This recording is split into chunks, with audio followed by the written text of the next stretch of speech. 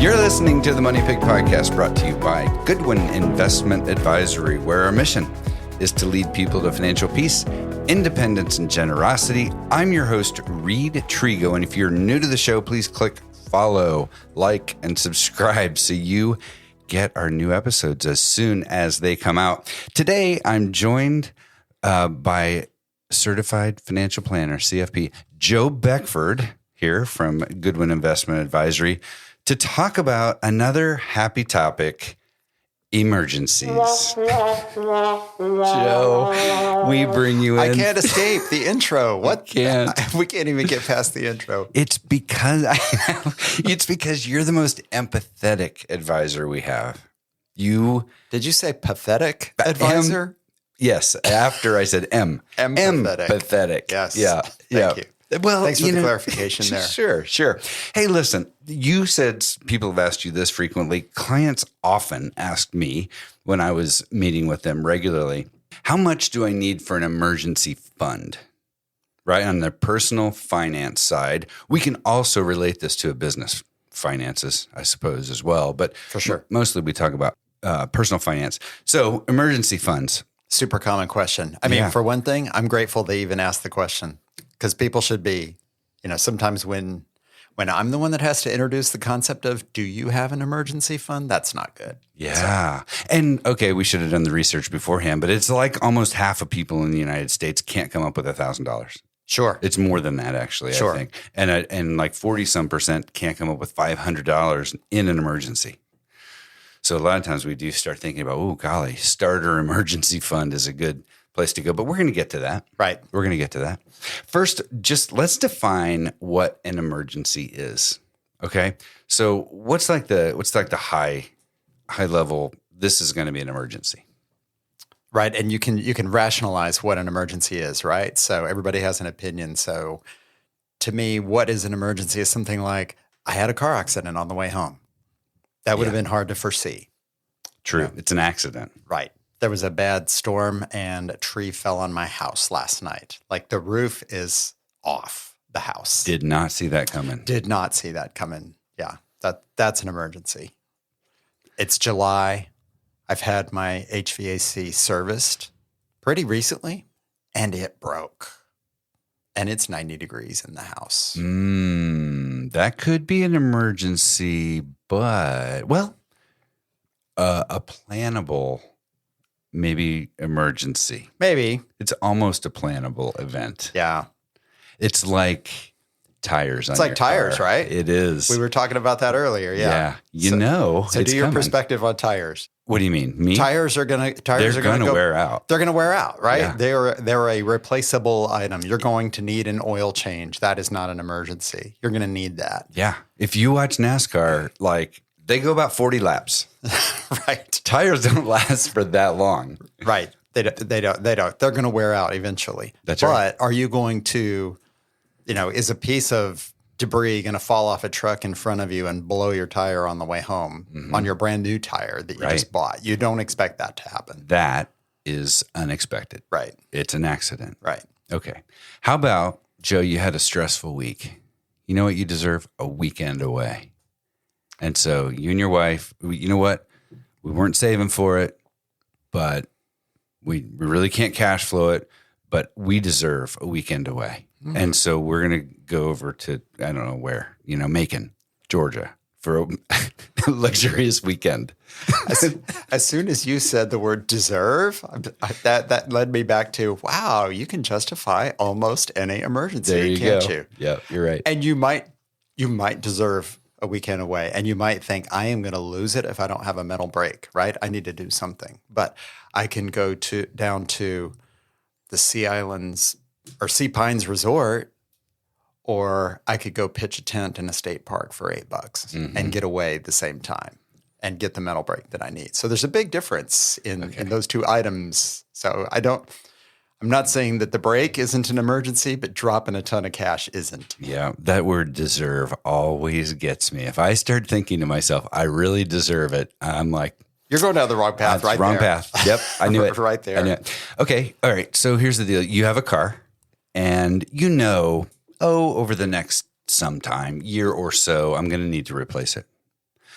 but you find a great deal right now. Oh my gosh, there will never be another opportunity, at least you think. And you just don't want to miss that. You feel like it's got to happen now or it's never going to happen. Do you dip into an emergency fund? Is that an emergency? I would say that is not an emergency. Not an emergency. I'm not saying it's not important. And I'm not, but I think there's a difference between a missed opportunity and an emergency. Right? So if that one in a lifetime kind of car deal comes up and your car didn't just explode in your driveway yesterday, it's not really an emergency. It's kind of a want, right? Yeah. But you want to seize an opportunity. So I think there's a lot to be said for having some funds set aside to be able to take advantage of opportunities. What happens if you want to invest in a business? Right. It's almost like you'd want to have sinking funds or prepaid future expenses in their own categories down the road or earmarked in an account so that, hey, if that opportunity came along, you could buy a car unexpectedly, invest in a business unexpectedly. Right. I just think that's different from your emergency fund. I mean, I think it's a pot of money. I think it's something you save for. I'll give you an example. What if you're thinking, hey, we are going to go on a trip, and I've got this handy dandy little app on my phone that pings me when the fare to, Iceland, which I've always been wanting to go to, and the fares are always $1,200, and all of a sudden I can go to Iceland for $400, but it's today. Is that an emergency? No, it's not an emergency. Will I die if I don't go to Iceland? No, I'll just miss an opportunity, right? But if I've been planning for that and I've been saving for that, I go back to what you just said. You've got a little pot of money that you were saving for your fare. You were already thinking it was going to be $1,200, but now you get it for $400. Well, yes, buy it today then, but buy it from that pot of money. That's right. Not from your emergency fund. Not emergency funds. Yeah. Excellent. So emergency money is for emergencies. Emergencies. It gives you peace of mind. You can sleep better knowing that if you drive to work tomorrow and you get in a fender bender, you're not stressed out because you can't come up with $500 for a deductible or whatever. Right. Okay. I mean, to be clear, if I get in a fender bender tomorrow, I'm still going to be a little stressed out. Well, that's true. It's going to stress but I know the money part won't. I know the money part. I'll be able to handle it. Yes. Okay. Let's talk about the size of an emergency fund. There's some interesting conversations around this and some interesting debate. Tell me what you recommend to clients on how much should be in their emergency fund. So I'm kind of a traditionalist, and I always tell people, 3 to 6 months of expenses, and that comes off the lips really, really easy, right? So then clients will say, so how do I know if it's 3 or how do I know if it's 6? And the answer, my favorite answer to give to people about everything is, well, it depends. Yeah. Right. So things to depend on. For one thing, it could be 12 months, just so you know, if that's depending on what your situation is, right? That might warrant that, depending on maybe you're a self-employed person.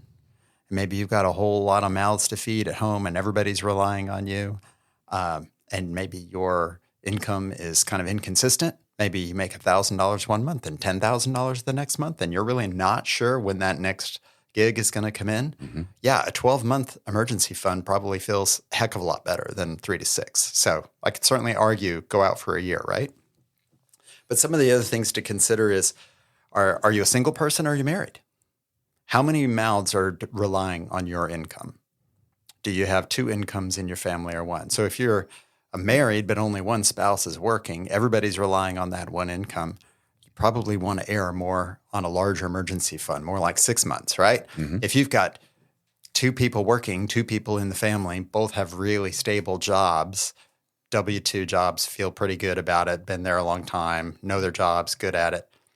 Probably risk of losing your job tomorrow, relatively low. You could probably err on the side of 3 months and you'd be fine. Love it. So I think you got to take all those things kind of into consideration. Could you put your kids to work? Hey, he's 5. He can go earn something. Yeah. No, and that also comes into play. Do you know your budget? So I think to get this exercise done, when people tell me, how much do I need in my emergency fund? I'm almost always flipping it back on, I'm sorry, you're going to have to do a little homework if you haven't already. What's your budget look like? And you have 2 budgets. You have this is my current lifestyle, which might be your desired lifestyle. hey, we go out to trivia on Thursday nights. We have a couple of beers and some wings, and we go out to the lake on the weekend, and we get to do and we get to go. And we are good right now. Well, that's one budget, right? So what's that spend look like? Mm-hmm. But oh my gosh, I've lost my job, the whole poop hits the fan kind of budget. What does that budget look like? Well, maybe trivia night doesn't happen. Maybe we're not going and riding the boat on the weekend. Maybe we're not having a lot of that, sort of non-discretionary spending. So you figure out what's the really tight budget look like. That's the budget I'm talking about. You need 3 to 6 months of that. I would talk to people and I'd be like, okay, they're like, how much do I need in an emergency fund? And I'd be like, 3 to 6 months of expenses. And they would do the calculation immediately and they'd go, well, let's see, honey, we make $8,000 a month. So we need 8 times 3, 24,000 or 8 times 6, 48,000. I'm like, I didn't say 3 to 6 months of what you make. I said it's 3 to 6 months of your expenses. And they'll be like, not different. Right? Because there isn't more money at the end of the month.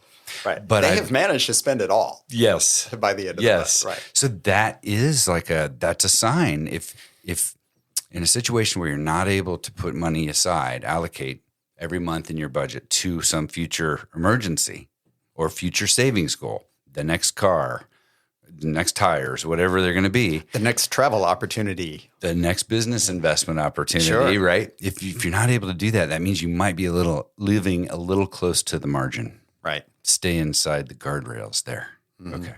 Oh, good. Wow. Beautiful. Okay. And you mentioned this, but a self-employed guy just stopped by the room a few minutes ago. And he was like, yeah, my emergency budget. I have my ideal life. I have my shoestring budget. I calculate my emergency fund based on my shoestring budget. And he, self-employed, wife also works with him in the business, 3 kids, I think, right? Yep. And he wants 12 months of that shoestring budget. That makes him feel comfortable. That's awesome. I think that's great. Yeah. Yeah. There's a lot riding on that. I can fully understand that. You've been self-employed. You understand why that brings. With an inconsistent income. Yeah. Right. Yeah. Right. Okay. That's great. Okay. Another version of emergency funds as the starter, like Dave Ramsey's baby steps. He always says your first one should be $1,000 as your first emergency fund. Maybe factor in inflation. Maybe it should be 2,000 now because that 1,000 came out in the 90s. Right. Right. But okay. Also, maybe that second step beyond $1,000 is match your largest insurance deductible. Now, so talk to me about that. Yeah. So I think now some people, if you're self-employed or have a high deductible plan, your insurance deductible might be $13,000, but that's probably large enough to cover your auto deductible, and it's probably large enough to cover your home insurance deductible. And those are the really big accident things that could happen, right? And HVAC, maybe it'll cover HVAC. Sure. So for all those things to happen at the same time, unless you drive your car into a tree, which hits the HVAC and your house, all and at the same hurt time, in the accident, and right? you're hurt in the accident, that's a bad day. That's a bad day. Very terrible, no good, very bad day. What's that? Yeah, I don't know that kid movie. I don't remember it that. is. Yeah. But the largest deductible is a good second step. I still like the 3 to 6 months of future expenses, not your income. Yeah, I'm with you. When you first get started, if you don't have $1,000, get $1,000. And to your point, with inflation, from what's happened from 25 years ago, 30 years ago, yeah. Maybe it's $2,000. Yeah, I think so. Maybe that's your first step, and then your insurance deductible is yours. So that probably puts you around 13. Yeah, 13 to 15. Could you imagine like a newlywed couple sitting down in January, going, "Okay, here's what we're going to do. We're going to have $1,000 saving, emergency fund by March." They get to March, they have their $1,000, and then their next target is we want to have our largest deductible covered, whatever that might be, and they get that done by September. Just how to check off tasks. What a great, I like checklists. Yeah. And imagine just how peaceful that feels. Oh, my goodness. I know. Your first year of marriage, and you can at least cover even a high deductible, big medical event. Like, that's amazing. Super fun. Okay, good. So where do you keep an emergency fund? In your mattress? Yes, exactly. Or in a hole in the backyard. Also safe answer. Right, totally safe answer because houses never wrong answer. Go ahead, do it. Oh yeah, no. That's the wrong answer. Yeah, but if you did put because it there, in a the house back- fire could be an emergency. That's true. And it's a bigger emergency if your cash went up with it. That's right. Right. That's right. I always tell clients for emergency funds that I want you to be more liquid, no more non-liquid, I guess, than like a high yield savings account. Yeah. I mean, even a CD, if you put it in a CD, and I do have some clients who are like, oh, part of my emergency fund's in a CD. I like getting that. That's okay, but you're encumbering that. That isn't super liquid. Could you cash it in tomorrow? Yes. But could you take a little bit of a haircut on the price? Yeah. Why do that to yourself? So is that there's a penalty if you pull money out of a CD? There can be. Sometimes it's just foregoing interest, but it depends on the bank and what the terms were of what you bought. You could buy a $10,000 CD and end up having to cash it out early and get less than 10 back. That could happen. So I always tell people, look at a high yield savings account, and generally that's going to be at a bank that's not one of your traditional brick and mortar banks. Yeah. Usually those are more online sort of banks. I love them. And they're not less legitimate. They're still run and backed by large banks. They're just the online version. I love mine. Yeah. And we move money back and forth all the time. Just make sure you're FDIC insured and you're good. Yeah, for sure. Because right now, 4.5%, 5.5%, somewhere in there is a very reasonable rate of return compared to 3 or 4 years ago when you get 0 or like 0.01%. That was so annoying. Right. Right? And there's much lower inflation then too. Well, there was. Yeah, that's the double-edged sword, right? Inflation is down. That means yields on savings accounts are down. Inflation is higher. And for better or worse, looks like rates are going to be higher than we wanted them to be for longer than maybe we wanted them to be. So, yeah, for people who are saving, it's a good time to look at a high yield interest. There you go. Okay, next question. I got some advice when I was first starting out on my own. Not married yet, single guy, went and got insurance for my car. Okay. And he's like, how much of a deductible would you like? Speaking of like insurance deductible, this is how this came up to my mind. I'm jumping back a little bit. Okay.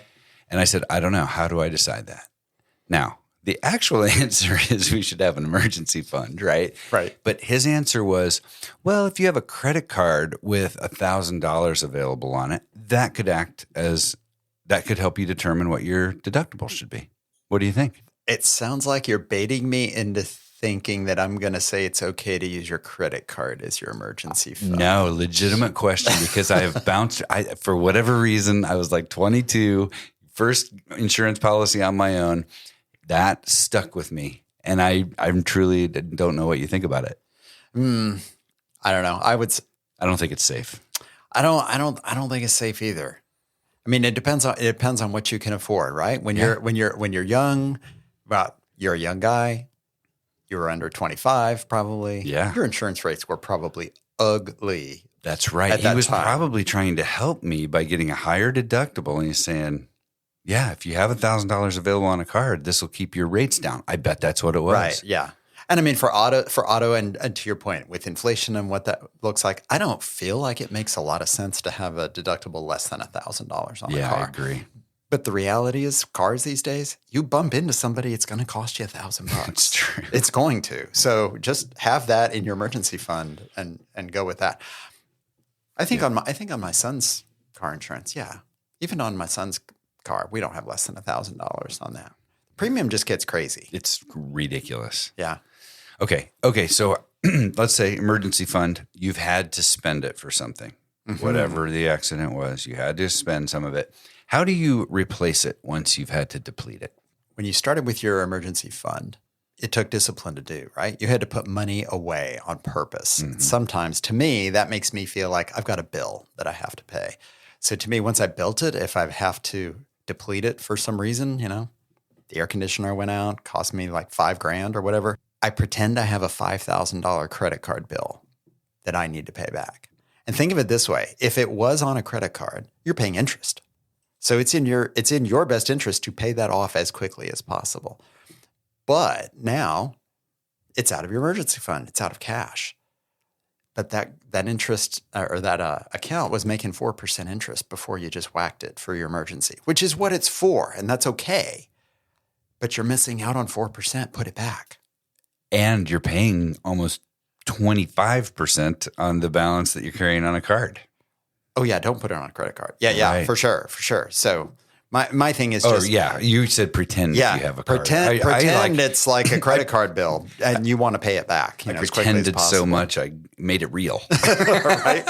How about pretend you had a credit card bill?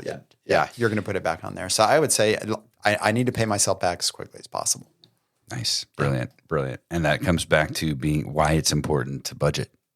Exactly. That's really hard to do if you're not budgeting, right? Yeah. How do you figure out what margin you have to be able to even do that? Awesome. Thank you again, Joe. Yeah. Appreciate you being here. Thanks for having me on with another fun topic. Wise, empathetic words from Joe. We should rename this. Hey, and thank you for listening. Remember to follow us wherever you listen to your podcasts, and so that you'll get the new episodes as soon as they become available. You want that as soon as they come out. Absolutely. Hot and ready. Cutting edge. That's right. Hey, and I'd like to remind people that as financial advisors, we manage and rebalance portfolios, but the unique value is that we work to understand our clients' individual goals so we can have these types of planning conversations that are so personal and unique to each individual. And one final shout out, Noah Davis, the editor. Thanks, Noah. Great job. Thanks again for listening, everybody. We will catch you next time. Bye. The Money Pick podcast is hosted by Reed Trigo, a financial advisor at Goodwin Investment Advisory. This podcast is intended to share information and perspectives, but should not be interpreted as legal, financial, or tax advice. The opinions shared by participants are not necessarily endorsed by the company. Goodwin Investment Advisory is regulated by the SEC, and the company operates in compliance with applicable securities laws and regulations.